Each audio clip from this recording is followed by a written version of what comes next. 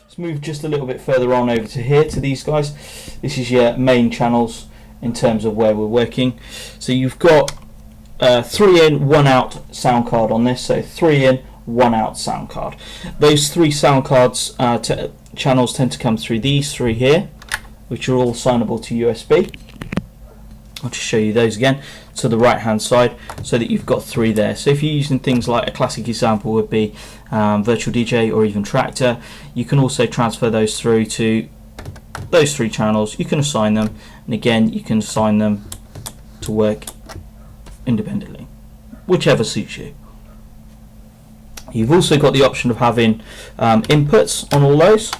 They're all available to have line inputs in terms of RCA, so that's all functionable on there.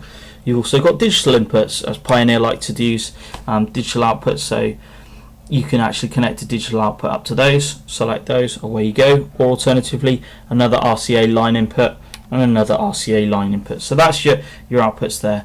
If you look just a little bit further down, you've also got fully cross-fadeable channels as well, so you can select whether you want them on A or you want them on B. It's you know, you've got the toggle switches there, as you've seen with many of the other DJM mixers that have been brought to you by Pioneer, along with a very good actually crossfader that's built into it. So that's that one there.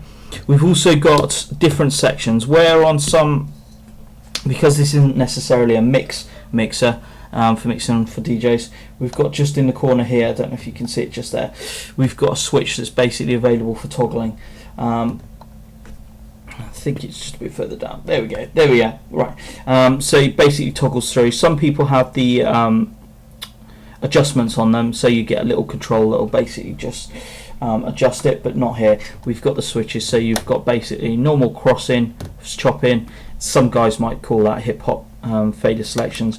We've got a very smooth transition, which basically just drops a little curve in, and another one which basically drops out just in the middle, so that you don't get that when 2 tracks are colliding, your volume levels don't creep up. So we've got those selected on there. And so that's basically the bottom. We've got MIDI options on here, for example, whether you want it to be MIDI usable or not. Again, it's just a little simple on-off switch that available as MIDI actions on that. So that's the middle section, which, you know, the play out section within the middle of the actual mixer itself.